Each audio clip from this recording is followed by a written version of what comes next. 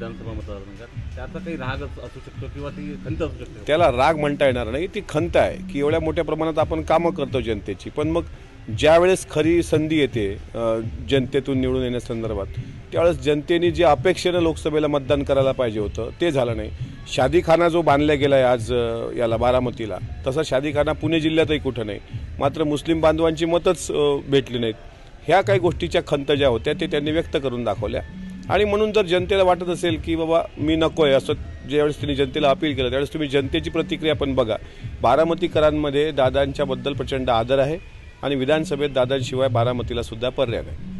साहेब, एकंदरीत जे आता मध्यंतरी अजितदादांचं वक्तव्य आलं की कुटुंबात फूट पडली, चूक झाली किंवा बहिणीपासून दूर जाणं ही चूक होती बा, तर कुठंतरी त्याचाच हे असं काही कुटुंबातली लढत टळली पाहिजे।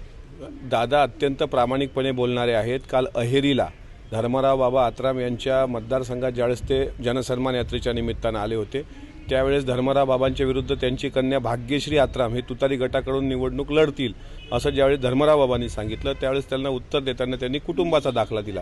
मात्र लोकसभेमध्ये उमेदवारी सुनेत्राताईंना देऊन चूक झाली हे त्यांनी प्रामाणिकपणे चॅनलसमोर कबूल केलेलं आहे आणि काल जे त्यांनी वक्तव्य केलं ते वक्तव्य की घरात सलोखा एकत्र राहावा, आता त्यावर जितेंद्र आव्हाड आणि संजय राऊत यांनी तोंडसुख घेतलं। संजय राऊतांना तुम्हाला माहीत आहे अत्यंत राजकारणातला अत्यंत रिकामटेकडा माणूस आहे, त्याच्यामुळे सकाळी उठल्यानंतर मीडियात काहीतरी बोलून प्रसिद्धी द्यावी आणि म्हणून अजितदादावर सातत्यानं ते टीका करतात। दादांनी जे सांगितलं ते एक कौटुंबिक भावनेतून, कारण भाग्यश्री आत्राम हे त्यांच्या मुलीच्या बरोबरीचे आहेत, त्यामुळे कौटुंबिक तो एक सल्ला होता, त्याचा वेगळा अन्वयार्थ घेण्याची काही आवश्यकता नाही। कार्यकर्ता म्हणून किंवा पक्षाचे एक जबाबदार पदाधिकारी म्हणून तुम्हाला वाटतं का की दादांनी बारामतीतूनच लढलं पाहिजे? 100% तटकरे साहेबांनी याबाबत भूमिका स्पष्ट केलेली आहे की राष्ट्रवादी काँग्रेस पक्षाची भूमिका आहे की अजितदादांनी बारामतीचं नेतृत्व कायमस्वरूपी केलं पाहिजे।